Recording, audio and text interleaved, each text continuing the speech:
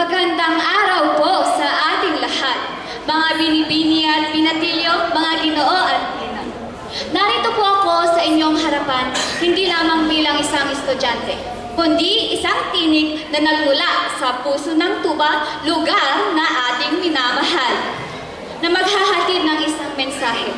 At huwag po kayong mag-alala, isa lamang po itong maikling biyahe, na magliliyab ng ating mga puso, kung kaya't samahan niyo po ako hanggang sa dulo. Tuba. Ano nga ba ang tuba? Hindi lamang ito isang pangalan, kung maski isang lugar na makikita sa mapa. Ito ay isang simbolo. Simbolo ng ating pagkakakilanlan, ng ating pinagmulan, at ng mga sama-samang pangarap para sa ating kabutihan. Sa anumang okasyon, sa bawat pagtitipon at anumang panahon, ang salitang tuba ang nangangasiwa sa ating mga alaala. Ngunit tanungin natin ang ating mga sarili, ano nga ba ang tunay na kahulugan ng tuba? Ngayon, ako po ay magbabahagi ng isang salita na may kaugnay sa ating bayan. Sihad, pagsisikap. Hindi lamang po ito isang salita, mga kababayan, kundi ito ay isang aksyon.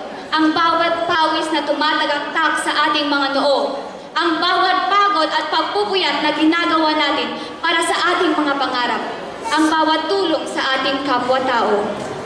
Ang sihad ang siyang nagbubuklod sa atin, ang siyang nagpapatibay sa ating komunidad. Tuba ay nagsisilbing isang inspirasyon, isang paalala na ang bawat isa sa atin ay may lakas na magbago.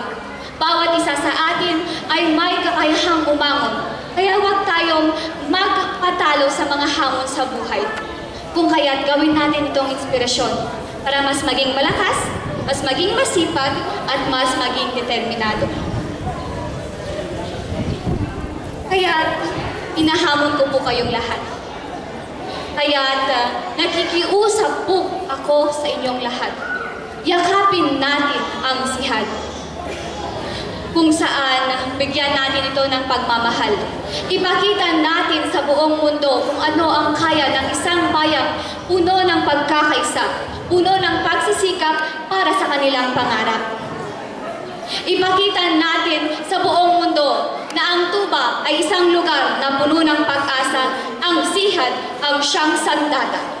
Sa pagtutulungan, tayo ay aahon. Sa pagkakaisa, tayo ay magkakasama. Kung kaya't maging ilaw tayo sa dilim, ilaw ng landas, sa pamahalaan, sa tahanan, sa anumang lipunan, ipakita natin, ipagmalaki natin na ang tuba ay hindi lamang isang lugar, kundi isang diwa na hindi kailanman ay mawawala. Kaya maraming salamat po sa inyong lahat. Sama-sama nating itaguyod ang sihad tuba para sa mas mabuti, mas maganda, at mas tiyak, mas mapagmahal na tuba. Mabuhay ang tuba, mabuhay ang sihad, at higit sa lahat, mabuhay po tayong lahat. Ngunit aking masasabi, bago mata ang aking mga nasaksi, ang sihad ang siyang nagwawagi. At dito na po nagtatapos ang tanging talumpati.